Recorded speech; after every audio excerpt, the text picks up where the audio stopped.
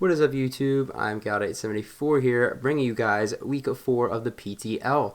This week we are taking on Ethan, coach of the Nashville Preditars. We are going into this game with a 3-0 record, while my opponent is going into this game with a 2-1 record. Ethan, my opponent, is a part of Team Rainbow Unicorns, as this is the final team we have to face for the regular season, as we already fought a member of Team D-Train and a member of Team Kuhaku. So now we have Rainbow Unicorns. To recap what happened last week for you guys, we did beat Jack the Commissioner in a haxy battle that I probably shouldn't won, but hey, we take those. It happens to me sometimes, it happens to them. It's just a mix of all bags. But I also mentioned in the video last week that I had a really bad matchup against Ethan, and while my matchup still isn't that great, I did tend to over-exaggerate that a bit. I do have a chance in this battle. I do have to build a little bit differently based on what he has on his team, and he has a Komodo on his team, which is one of the scariest things in draft, and I definitely have to play differently to try and combat that and have a chance in this battle. But that's basically it for this introduction. Let's go ahead and have a look at Ethan's team. This week, Ethan has a team consisting of Komodo, Grimmsnarl, Jellison, Dugtrio or Beetle, Bronzong, Torkoal, Silvally, Electric, Shiftry, and Greedent. Now I expect him to consist of Komodo, Grimmsnarl, or Beetle, Bronzong, Torkoal, and that last slot is up for debate for anything else on his team. Now, the biggest selling point right here, he has new mons of Grimmsnarl or Beetle and Greedent, forgot to mention. Komodo is the whole story here. There's nothing that's immediately a threat to my team or even a big threat after even being boosted except for Komodo. That thing is stupid scary against my team. I know I have a Glorian Weezing, which has an outstanding matchup, but that thing can still break through me. Clangorous Soul, Clanging Scales, Focus Blast, Flash Cannon just runs through my team. If I don't keep Weezing high enough, that I just get 6-0'd by this thing. I have to be really, really careful. I prepped so hard for this Komodo, so there's a lot of things I am ready for it, but it's just I had to over-prepare for that. Maybe something else could become a threat because of it, like the Orb Beetle, because that thing's a little bit annoying too. And then he's got like Dugtrio. Well, Dugtrio's not the biggest thing in the world, but I do have to be a little bit careful with some things on my team, because Dugtrio can trap me, of course. But it's just that Komodo is such a big threat, and I prepared so heavily for it. And that's that whole story, basically. Luckily, like I mentioned, Glorian Weezing has such a good matchup here. It's insane how good this thing is, because I have Levitate, I'm not trapped by Dugtrio, and it just beats almost everything on his team. And then I am trying out a few new things, as you will see in a few seconds as I show you guys my team. It is going to be Rotom Wash, Glorian Weezing, Appleton, Linoon's coming, Silvally Steel, and Liepard. Okay, first up, as I just mentioned, is going to be Rotom Wash. Rotom Wash is holding the choice specs, enough speed to outspeed max speed Komodo. Moves being Volt Switch, Thunderbolt, Hydro Pump, and Hex. Volt Switch is really good against my opponent. He has Dugtrio, but Dugtrio does not like Rotom Wash overall in the end, and I don't think he's going to be consistently bringing in Dugtrio on Rotom. That'd be just really stupid. And Shiftry, Silvally, Electric, and Komodo, while they all do resist my electric moves, it's doing 30% and maybe even 40% to those mons respectively, and it just hits insanely hard with the choice specs. This thing isn't immediately killing everything, it's just doing a lot of damage to everything. It's a really good offensive pivot. I didn't need the bulk for stuff like Jellison or Bronzong, because those things don't hit me hard anyway, even if I am offensive. And that's why I went the more offensive, pivoting route in the end. It did a better job than Cinderace overall, which isn't even on the team this week, which is wild. And yeah, that's basically my thought process while I was building the Rotom Wash. Hex also gives me a nice middle ground between Dugtrio and Jellison while I have the Toxic Spike up, as I'll get into when I talk about Weezing. But yeah, that's basically the Rotom set in a nutshell. Next up, we have the Glorian Weezing. What do you know? This thing is holding the Black Sludge with Levitate. Strange Steam, Toxic Spikes, Haze, and Defog are the moves. I don't plan on clicking Defog, but just in case webs, I have to get webs off, that's why that's there. Haze is for Belly Drum Greeting, because that thing hits insanely hard, and just in case I have to go up against that. Toxic Spike is the big selling point here. His team is really weak to T-Spikes. His Rabbit Spinner is Torkoal, and then he's got Shiftry as a defogger. Shiftry loses the Weezing, and while Torkoal is a little bit more annoying to deal with, that gives Rotom more times to volt around my opponent's team. And that's sort of my thought process and why getting T-Spikes would be pretty nice in this matchup. It limits Komodo, Dugtrio breaks Sash, or Beetle, it doesn't like it. Even Torkoal doesn't like it. So that was my big thought process there. And just getting a T-Spike up to do some significant chip against my opponent would be really nice. And then Strange Steam Spam is really nice, except for Bronzong and Torkoal, but whatever. So yeah, that is Weezing. It combats the Grimmsnarl 1v1 too, which is nice. Third up, we have Appleton. Appleton is holding the Habanberry, very specially defensive with Apple Acid, Dragon Pulse, Leech Seed, and Recover.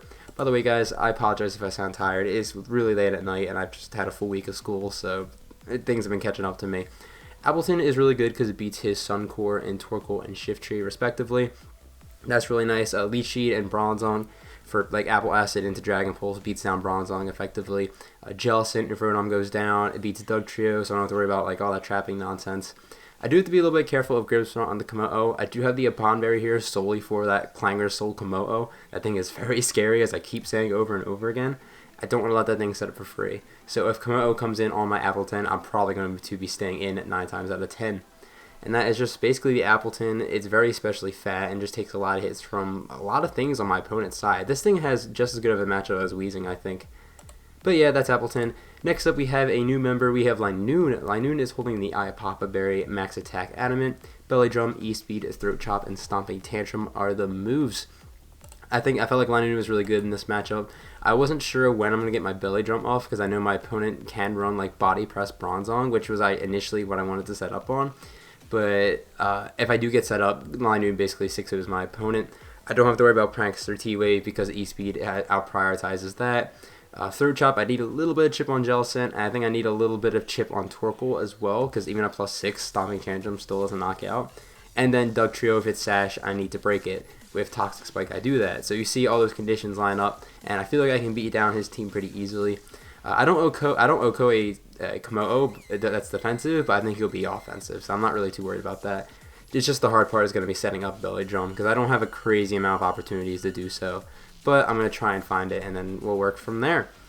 Fifth up, we have Silvally Steel. Silvally Steel is mixed like offensive and defensive. Parting Shot, Multi-Attack, Psychic Fangs, and Crunch are the moves. Psychic Fangs is for that Komodo and to break screens like Grimmsnarl could possibly set up.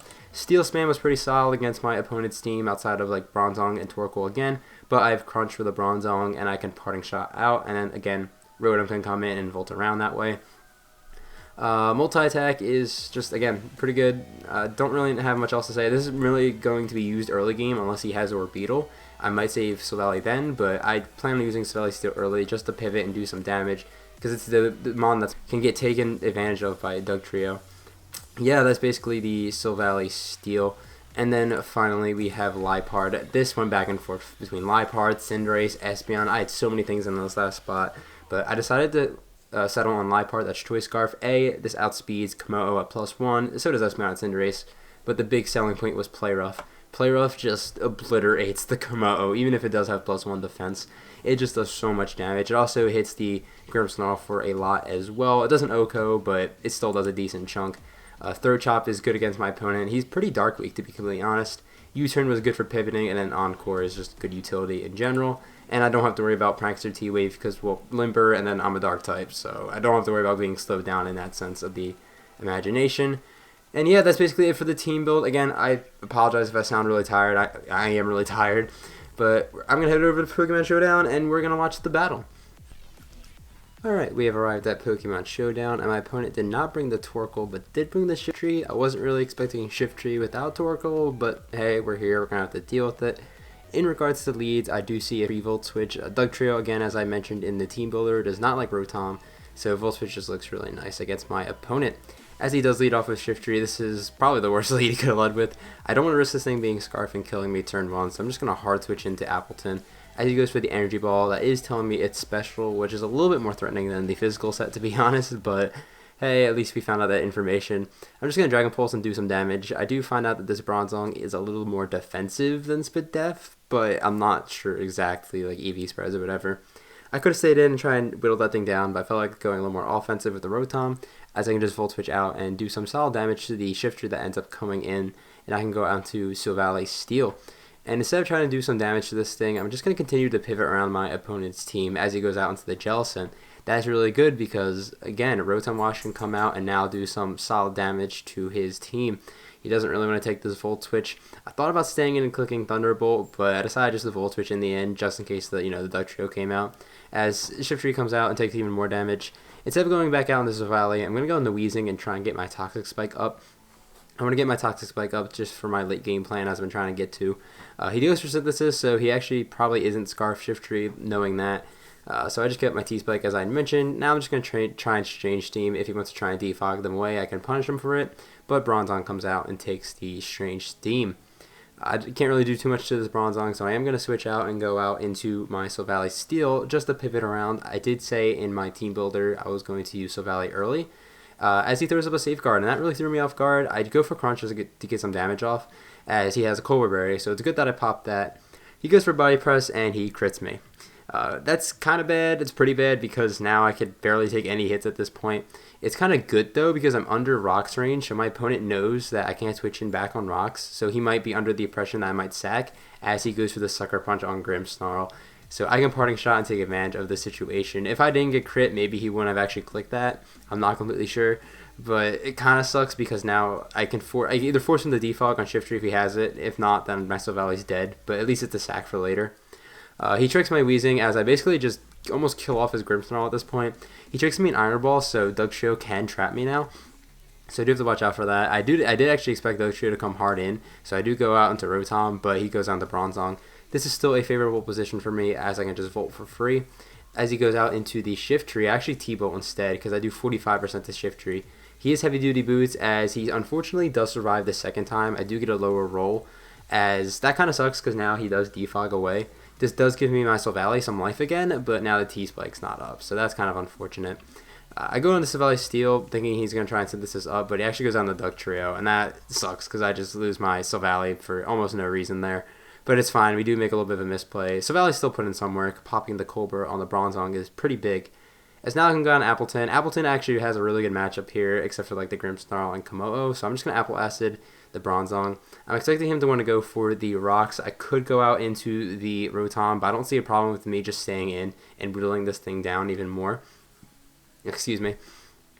As I can just click Apple Acid as the Shift Tree comes in and sacks. It sort of sucks because I kind of want the Shift Tree alive so I could set up on it with Linoon, but I sort of saw that coming at some point in the battle. It's okay, I can still set up at some point.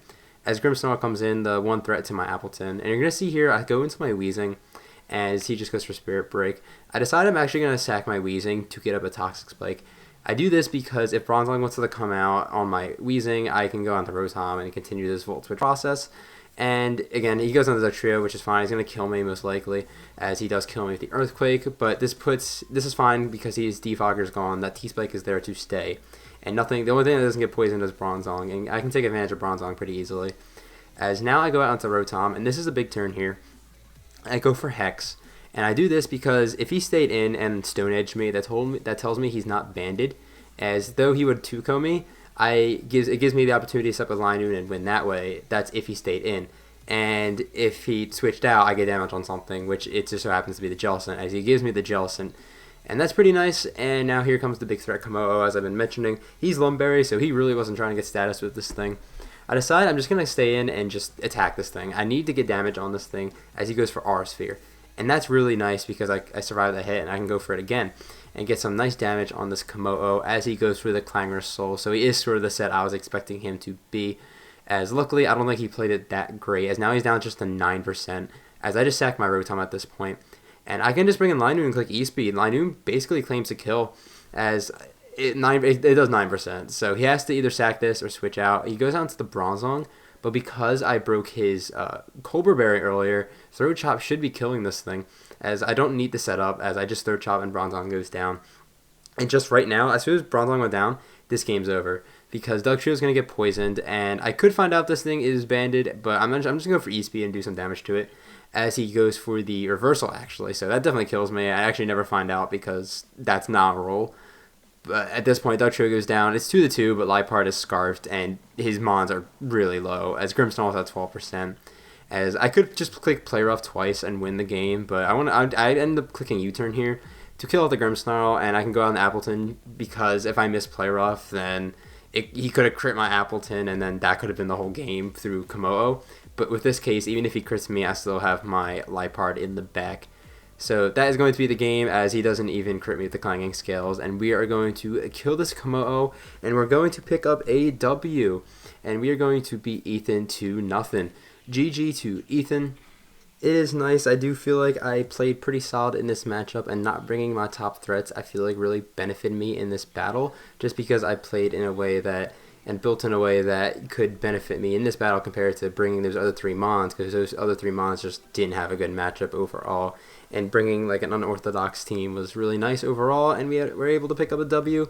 And we're going to move up to 4-0 in the PTL. It's really nice because I really feel like I haven't been playing well recently, and it's just nice to pick up a W every now and then and support our team, the GOAT Crusaders, who are now 16-4 in the Sword Division, assuming that Matt does take a forfeit loss in Week 4. But 16-4 is just absolutely incredible. We are absolutely killing it, and I hope I can support my team as I have in the past few weeks. And one more thing before I end off the video, I did make a transaction. I didn't want to make a whole video about it, so I'll just mention it here. I did drop Lipard. It sucks after this battle, and I picked up Vanillux. It does suck I don't have a dark type anymore. There weren't really many good dark types on the board, so I didn't really want to pick that up. I want to pick up Vanillux because, except for Espeon, my special side breaking and just special attackers in general are really lacking. And I felt like picking up this would be really nice. The ice typing is pretty good offensively, as I want to use Vanillux. Aurora Veil is really cool. Losing U-turn isn't really a big deal, as well as just the speed tier. It wasn't that big of a deal overall. And just Vanillux is a really good Pokemon. I can use Aurora Veil. I have weather control now. It's just a mon that I want to use, and I'm pretty excited to use it. It sucks I dropped Lipard, but hey, it happens. And that's just for next week, so when you see Vanillux on your screen, that's why. And that's basically going to wrap it up for this video. Next week we face off a Diabetic Raichu, who we face. He took over for John Jr., so we don't face John Jr., but we face him. I don't know who Diabetic Raichu has on his team because I haven't had a chance to look at it just because of how busy I've been. But that'll be next week's video. Thank you guys for watching so much. If you enjoyed the video, please leave a like. If you like Pokemon Draft League content, consider subscribing to the channel. I'm going to head out of here. Have a fantastic day, YouTube.